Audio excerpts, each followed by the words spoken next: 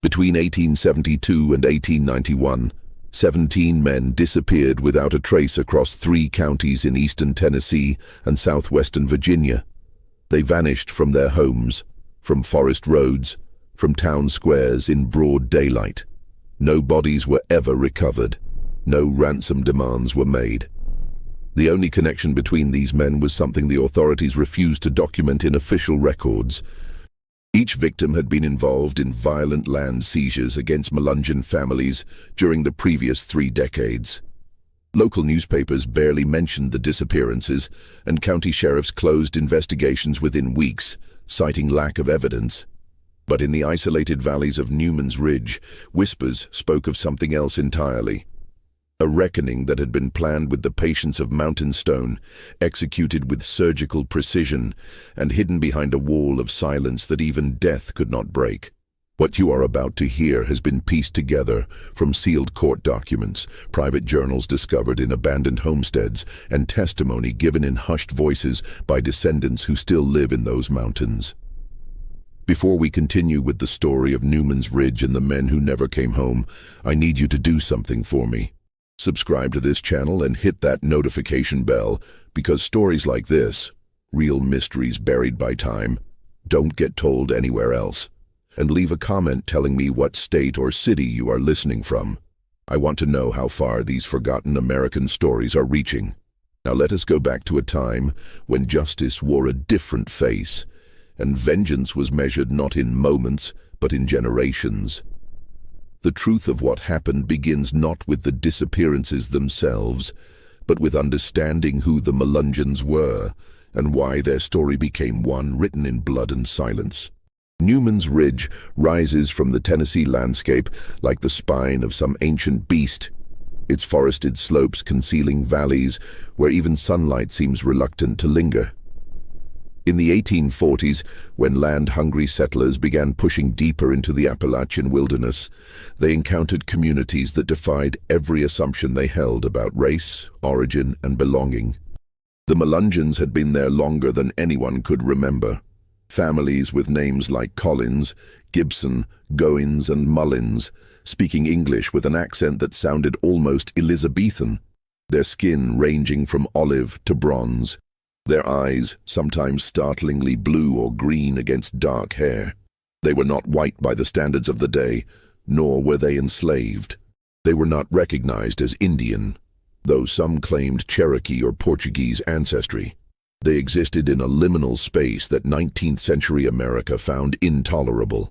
In a society increasingly obsessed with racial classification, especially as tensions over slavery mounted, the Melungeons represented something dangerous: ambiguity. The community that lived along Newman's Ridge and nearby Blackwater Creek in Hancock County, Tennessee, numbered perhaps 300 souls by 1850. They farmed the steep hillsides, raised livestock, hunted the forest their grandfathers had hunted. They kept largely to themselves, attending their own churches, educating their children in small schoolhouses hidden in the hollows. They were skilled craftsmen, blacksmiths, coopers, weavers, and their work was valued even by those who refused to eat at the same table with them. But they owned land, good land. And as white settlement intensified after the Mexican War, as railroads began snaking through Tennessee, as timber companies eyed the virgin forests of the Appalachians, that land became a target. The legal assault began quietly. Melungeon families found their property deeds challenged in court, with judges ruling that people of mixed blood could not legally own property under certain interpretations of Tennessee law. Surveyors redrew boundary lines, often with the backing of wealthy landowners from Knoxville and further east. Families who had farmed the same plots for 3 generations suddenly found themselves trespassing on their own soil. Vardry Collins was 47 years old in 1852 when he lost his 100-acre farm to a legal maneuver he could barely comprehend. The land had been in his family since before Tennessee was even a state. He had the original grant, signed by a territorial governor, but the circuit court judge in Sneedville ruled that the deed was invalid because Collins could not prove he was white. The farm was sold at auction for a fraction of its value to a speculator named Ephraim Dalton, who had connections to the East Tennessee and Virginia Railroad. Vardry Collins did what he could through legal channels. He traveled to Knoxville, hired a lawyer who took his money and filed motions that went nowhere. He wrote letters to the governor that were never answered. And when Dalton arrived with a dozen men to take possession of the property, Collins gathered his wife and 7 children and watched his home, the cabin his grandfather had built from chestnut logs, burn to the ground. They said Collins started the fire himself rather than let Dalton have the house. Maybe he did. No one was ever charged. The Collins family moved higher into the ridge, building a rough shelter on land too steep and rocky for anyone else to want. Vardry Collins lived another 11 years, dying in 1863 while the Civil War raged through Tennessee. He died of pneumonia, brought on by years of living in inadequate shelter. His wife, Rebecca, followed him 6 months later, but his sons remembered. Zechariah, the eldest, was 19 when they lost the farm. He watched his father diminish year by year, watched the light go out of his mother's eyes. He remembered every detail of that day, the smirk on Ephraim Dalton's face, the names of the men who had enforced the eviction, the way the flames had consumed everything his family had built. And Zechariah Collins was not alone in his remembering. Between 1852 and 1865, while the nation tore itself apart over slavery, at least 40 Melungeon families in Hancock County and neighboring Lee County, Virginia, lost their land through similar legal theft. The Civil War barely touched these remote valleys. Neither Union nor Confederate forces saw much strategic value in the steep ridges, but the war provided cover for even more aggressive land grabs. With county records in chaos and courthouses sometimes changing hands between military occupations, titles were shuffled, deeds went missing, and surveyors redrew maps to favor those with connections and capital. In 1859, a timber company based in Rogersville purchased 30,000 acres in the region, much of it land that Melungeon families had occupied for generations. The company used a combination of legal pressure and outright intimidation. Homes were burned, livestock was driven off or slaughtered, there were beatings, there was worse. In June of 1861, 17-year-old Sarah Goins was attacked while walking to her family's cabin after visiting a neighbor. 2 men from the timber company's logging camp grabbed her on the forest path. She fought. They were seen dragging her into the trees by a 10-year-old boy who was too terrified to do anything but run home and tell his father. By the time Calvin Goins and 4 other Melungeon men reached the site, Sarah was barely alive. She survived, but she never spoke again. Not a word for the remaining 34 years of her life. The men who attacked her were never arrested. The county sheriff, a man named Porter Hensley who owned shares in the timber company, said there was insufficient evidence. When Calvin Goins tried to file a complaint with the circuit court, he was told that testimony from colored persons was not admissible against white men. Sarah's brother, Isaac Goins, was 14 years old that summer. He sat by her bedside for weeks while she lay broken and silent. He held her hand, while doctors who charged his father everything he had tried to save her mind, along with her body. He watched his father age a decade in a single season, and Isaac Goins remembered. By 1865, when the war finally ended, Newman's Ridge had become a place of long memories and silent rage. The Melungeon community had lost land, dignity, and innocence.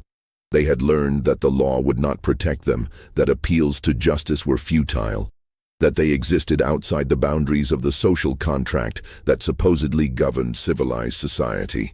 But they had not lost everything. They still had each other. They had their tight kinship networks, their knowledge of the mountains, their ability to move through the forests like shadows. And they had something else, something that would prove more dangerous than any weapon. They had patience. On a cold evening in November 1865, 6 men gathered in a hunting cabin deep in the hollows of Newman's Ridge. The cabin belonged to Zechariah Collins, now 32 years old, married with 3 children of his own. With him were his younger brothers, Thomas and John Collins. Isaac Goins, now 18, was there, as was his cousin, Martin Goins. The sixth man was Daniel Mullins, whose family had lost 200 acres to a fraudulent survey in 1857. They met by firelight, away from their families, away from anyone who might later claim they had heard anything. What was said in that cabin was never written down. But over the following months, other men joined these meetings, always in secret, always in locations that changed from gathering to gathering. Never more than 8 or 9 men at a time. They called themselves nothing. They kept no records. They made no oaths that could be betrayed. But among themselves they understood they were going to take back what had been stolen, and they were going to make sure that those who had destroyed Melungeon families paid a price that could never be adjudicated in any court. What they planned was not random violence. It was not blind vengeance. It was something colder, more deliberate. They would target specific men, those who had profited most directly from Melungeon suffering, those who had participated in the violence, those who had wielded the law like a weapon.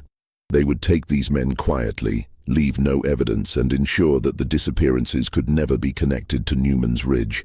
And they would wait, years, if necessary. Because vengeance, they had learned, was a dish best served with the patience of mountains. The first name on their list was Ephraim Dalton, the man who had taken Vardry Collins' farm and burned his home. Ephraim Dalton prospered in the years after the Civil War. His connections to the railroad and timber interests made him wealthy by the standards of rural Tennessee. By 1872, he owned 4 properties in Hancock County, including the original Collins farm, which he had converted into a profitable cattle operation. He built a fine 2-story house in Sneedville, married a woman from a respectable Knoxville family, and served 2 terms on the county commission. He was 53 years old and had not thought about Vardry Collins in over a decade when he vanished on the night of October 14, 1872. The evening began ordinarily enough. Dalton had spent the day in Sneedville conducting business. He had recently acquired timber rights to another tract near Powell Mountain and was negotiating contracts with a logging company from Virginia. He dined at the Hancock Hotel with 2 business associates, staying until nearly 9 o'clock. The night was clear and cold, the first real frost of autumn glittering on the ground. Dalton's horse was stabled at the hotel, and he planned to ride the 8 miles back to his house on the Collins property, where his wife and 2 children were waiting. He never arrived. The next morning, when Dalton failed to appear for a scheduled meeting, his business partner rode out to the Dalton house to check on him. His wife said he had never come home. They found Dalton's horse still in the stable at the Hancock Hotel, his saddle and gear undisturbed. His last known location was the hotel itself, from which he had departed on foot around 9:15, intending to walk the short distance to the stable. Sheriff Porter Hensley, the same man who had dismissed Calvin Goins's complaint 11 years earlier, organized a search. They found nothing. No body, no signs of struggle, no blood, no witnesses who had seen anything unusual. Dalton had simply ceased to exist between the hotel door and the stable, a distance of perhaps 100 yards along Sneedville's main street. Theories abounded. Robbery, though nothing was taken, Dalton's wallet containing $70 and several banknotes was found in his hotel room. He had never retrieved it before leaving. An accident, though no body turned up in any of the likely places a man might fall and die. Foul play related to his business dealings, though no enemies could be identified who would benefit from his death. The investigation lasted 2 weeks before Hensley closed the case as an unexplained disappearance. Dalton's wife inherited his properties. Life moved on. But up on Newman's Ridge, something had changed. There was a stillness in the Melungeon community, a quality of watchful waiting. When word of Dalton's disappearance reached the scattered cabins and farms, people said little. They went about their work. They tended their children. They asked no questions. Only Zachariah Collins, now nearly 40 years old, allowed himself a moment of private satisfaction. He stood on the steep hillside where his family's rough cabin perched, looking down toward the valley where his grandfather's farm had once flourished. He thought about his father, dead these 9 years. He thought about his mother, buried beside him in the small cemetery where Melungeons laid their dead. And he thought about how some debts take a lifetime to repay, but they always come due. The next disappearance came almost 3 years later, in August of 1875. The victim was a man named Tobias Fletcher. Fletcher had been one of the surveyors who redrew property boundaries in the late 1850s, working for the Rogersville Timber Company. His surveys had displaced at least 7 Melungeon families, including the Mullins clan. Fletcher was known for his meticulous work and his complete lack of sympathy for those who lost their land. When asked once by a newspaper reporter how he felt about the families his surveys displaced, he had replied, "I draw lines where the law and mathematics dictate. I am not concerned with who stands on which side of those lines." By 1875, Fletcher had retired from surveying and operated a small general store in Jonesville, Virginia, just across the state line from Hancock County. He was 61 years old, a widower, and lived alone in rooms above his store. He disappeared on a Saturday evening after closing his shop. His body was never found. His store was locked from the inside, his cash drawer untouched, his living quarters showing no signs of disturbance. It was as if Tobias Fletcher had simply been erased from existence. The Lee County Sheriff conducted a brief investigation, but with no evidence of a crime and no body, there was little to pursue. Fletcher had no close family, and few people mourned his passing. The store was sold to settle his debts, and within a year, people had trouble remembering exactly when he had vanished or why anyone had cared. Up on Newman's Ridge, Daniel Mullins planted an apple tree that fall. It was a good tree, grafted from old stock, and it would bear fruit for decades. Mullins never said why he planted it that particular autumn, but he tended it with unusual care, and years later, he would sit beneath its shade and remember the land his family had lost and the man who had drawn the lines that took it away. The disappearances continued, but not with any regular pattern. That was part of what made them so difficult to connect, so easy to dismiss as unrelated incidents across 2 states and multiple counties. Months, sometimes years, would pass between vanishings. The victims seemed to have nothing in common: different ages, different occupations, different towns. But they did have something in common, if anyone had cared to look closely enough.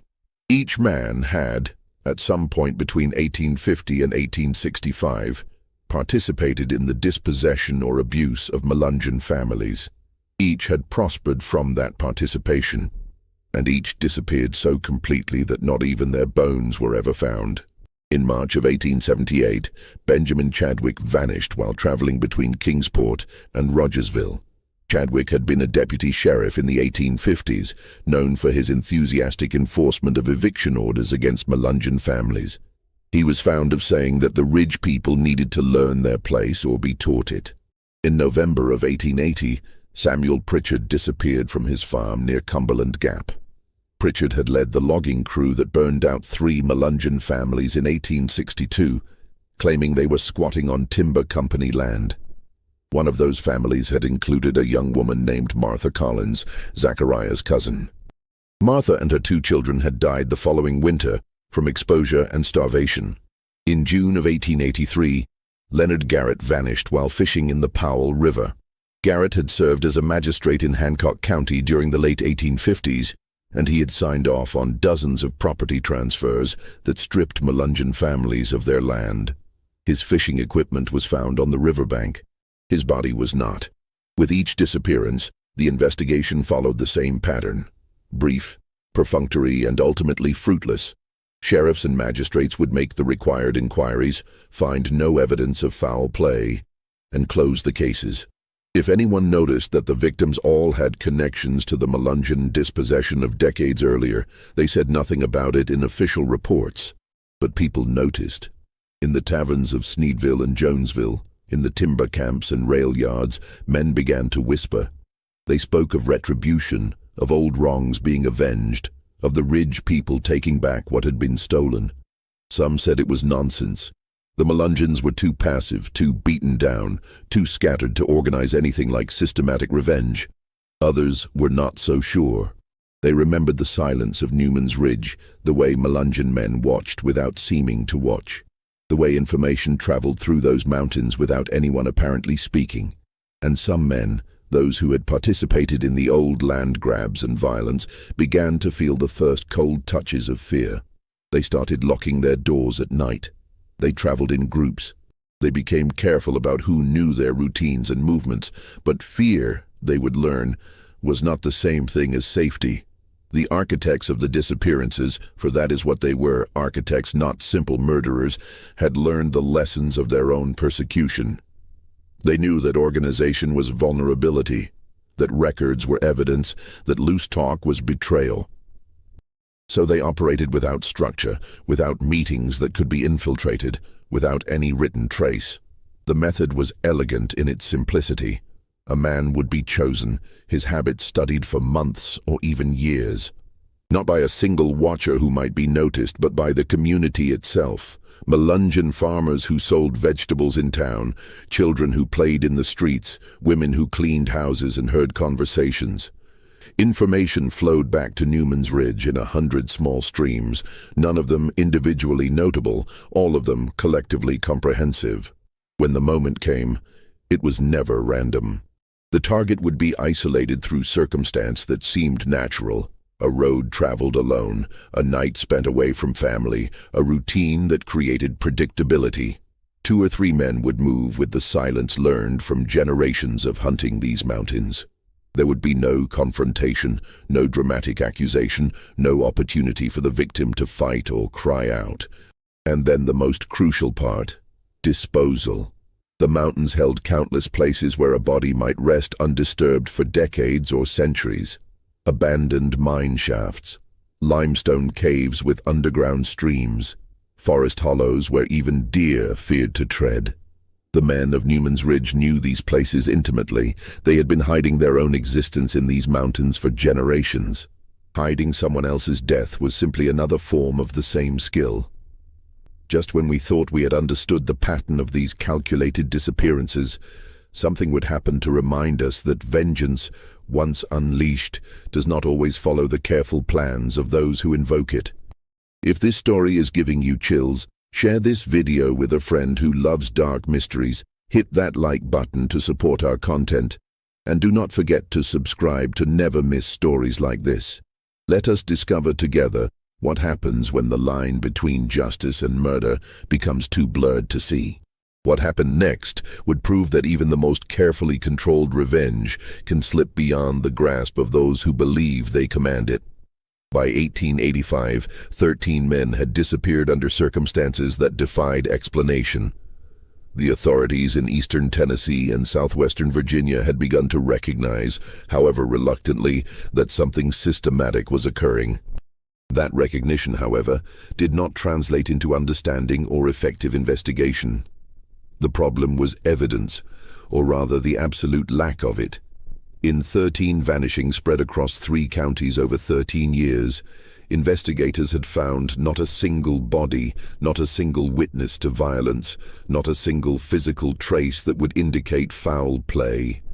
Some of the men had disappeared from their own homes, others had vanished from public spaces in broad daylight.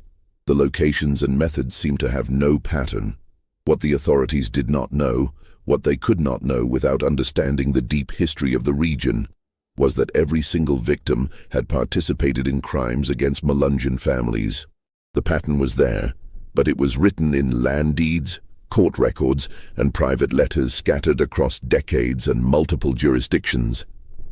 No single investigator had access to all the pieces, and even if they had, the social prejudice of the era would have made it difficult to recognize the Melungeons as anything other than a vague, mixed-race population of no particular consequence. But there were a few people who began to see the pattern.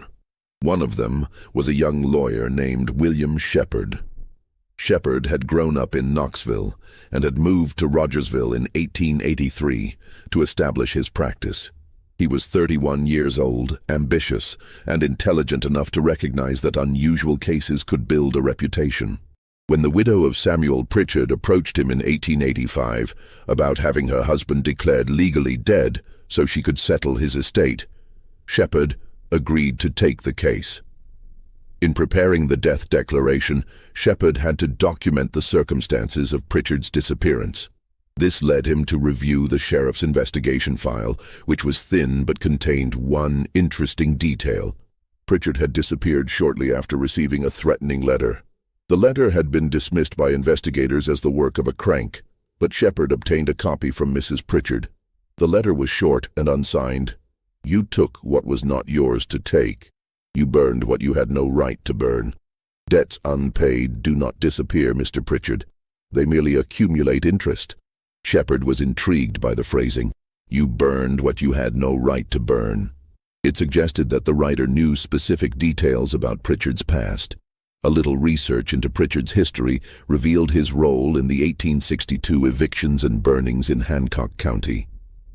This discovery prompted Shepherd to look at the other disappearances with fresh eyes. He spent weeks traveling to county courthouses, reading through old newspapers, interviewing people who remembered the missing men. A picture began to emerge. Ephraim Dalton acquired multiple properties formerly owned by Melungeons through dubious legal means. Tobias Fletcher, surveyor whose work displaced Melungeon families. Benjamin Chadwick, deputy sheriff who enforced evictions with excessive violence. Leonard Garrett, magistrate who signed off on fraudulent property transfers. The list went on. Not every missing man had such clear connections. Some required deeper digging to uncover their roles in the displacement of Melungeon families, but the pattern was undeniable once Shepherd knew what to look for. In November of 1885, Shepherd took his findings to Judge Marcus Caldwell of the Tennessee Circuit Court. He presented his research in a lengthy memorandum, arguing that the disappearances were connected and represented a systematic campaign of retribution against those who had participated in the persecution of Melungeons decades earlier. Judge Caldwell read the memorandum. He asked Shepherd several penetrating questions, and then he locked the document in his desk drawer and told Shepherd to drop the matter entirely. "Mr. Shepherd," Caldwell said, "you are a young man with a promising future. I would hate to see that future compromised by an ill-advised crusade. These disappearances, tragic as they may be, are unsolved criminal matters, if indeed they are criminal matters at all. Several of the men simply walked away from their lives. Others met with accidents that have yet to be discovered. The connection you have drawn is tenuous at best and potentially libelous at worst." "But, sir," Shepherd protested, "the pattern—" "The pattern," Caldwell interrupted, "is your own construction. You have drawn lines between events that may or may not be related. More importantly, you have identified a potential perpetrator, a population that has already suffered considerably and which has no legal standing to pursue grievances through proper channels. If you make these allegations public, you will be painting a target on an already vulnerable community, and I can assure you that certain powerful interests in this state will not take kindly to accusations that their past business dealings were improper, even if those dealings were with—" He paused, searching for the word. "With people of uncertain racial classification." Shepherd left the meeting frustrated, but not entirely surprised. He understood the reality. Officially investigating his theory would require acknowledging that serious crimes had been committed against Melungeons, which would in turn require recognizing them as a legitimate community with legal rights. That recognition would open questions about land titles, about the validity of decades of property transfers, about whether Tennessee had systematically defrauded an entire population. The economic and legal implications were staggering. It was easier to let the missing men remain missing, to chalk their disappearances up to individual tragedies or mysteries, to avoid asking questions that might overturn settled expectations. But Shepherd was young and idealistic enough to believe that justice mattered more than convenience. He continued his research, now even more determined to understand the full scope of what had happened, and what was, perhaps, still happening. His investigation took him eventually to Newman's Ridge itself. Shepherd was not naive enough to simply ride into the Melungeon community asking questions about murders. Instead, he used the pretext of legal business. Several Melungeon families were attempting to regain title to lands they had lost decades earlier, and Shepherd offered his services at minimal cost to help them navigate the legal system. It was a genuine offer. Shepherd believed the land seizures had been unjust, and he thought that with proper legal representation, some of the original claims might be restored. But it was also a way to gain access to the community, to hear their stories firsthand, to understand what had been done to them. Over the following months, Shepherd became a familiar figure on Newman's Ridge. He visited farms and cabins, took statements, reviewed old deeds and documents that families had preserved. He heard stories that made his blood run cold. Not just stories of lost land, but of violence, sexual assault, families torn apart, children who died from exposure after being driven from their homes. And slowly, very slowly, the people of Newman's Ridge began to trust him. One evening in March of 1886, Shepherd was invited to dinner at the home of Thomas Collins, Zachariah's younger brother. The meal was simple but well prepared, and Thomas's wife, Eleanor, proved to be a gracious host. After dinner, Thomas and Shepherd sat on the porch while the sun set over the ridge, painting the sky in shades of crimson and gold. "You have been asking a lot of questions, Mr. Shepherd," Thomas said quietly. "People have noticed." "I am trying to understand what happened," Shepherd replied. "To help if I can. Some things cannot be helped by lawyers. Some debts cannot be paid in courtrooms." Shepherd chose his words carefully. "I know that men have disappeared, men who hurt your community. I know that those disappearances have never been solved." Thomas Collins was silent for a long moment, his weathered face unreadable in the gathering dusk. When he spoke, his voice carried the weight of old sorrows and older decisions. "My father lost everything because men decided we did not deserve to own land. My mother died in a shack that was not fit for animals. My cousin Martha and her children froze to death after men burned their home for sport. My brother's wife was attacked. She never spoke again after what was done to her. These things happened, Mr. Shepherd. They happened to real people, to families with names and histories and dreams, and no one was ever punished. No one even tried." "I understand," Shepherd said softly. "Do you?" Thomas turned to look at him directly. "Do you understand what it means to watch your father die of a broken heart? To know that the men who destroyed him are prospering? To realize that there is no law, no court, no authority that will ever give you justice?" "No," Shepherd admitted. "I suppose I do not truly understand that. But I understand that what was done to your people was wrong. I understand that the law failed you. I understand that when institutions fail, people find other ways to balance the scales." Thomas studied him for a long moment. "You are asking dangerous questions, Mr. Shepherd. Questions that could lead to answers you might not want to know." "I am not looking to prosecute anyone," Shepherd said. "I am looking to understand, and perhaps to ensure that what happened to your community is never forgotten, even if it cannot be officially acknowledged. And if you discover things, if you come to know things that should remain unknown, then I will keep them to myself. I give you my word." Another long silence fell between them. Somewhere in the darkness, an owl called, and the wind moved through the trees with a sound like distant voices. "My brother Zachariah might be willing to talk to you," Thomas finally said. "He is the one who remembers everything. But you must understand, if he talks to you, it will not be confession. It will not be evidence. It will simply be one man telling another man a story. Do you understand the difference?" "I do." "Then I will speak to him. If he agrees, someone will find you and bring you to a place where you can talk. But Mr. Shepherd, whatever you hear, whatever you come to believe, you must understand that some stones are better left unturned. Not because the truth is shameful, but because the truth is a weapon, and weapons in the wrong hands cause more harm than the original wounds they were meant to avenge." 3 days later, a young Melungeon boy found Shepherd in Sneedville and told him that someone wanted to meet him at an old hunting cabin up on the ridge.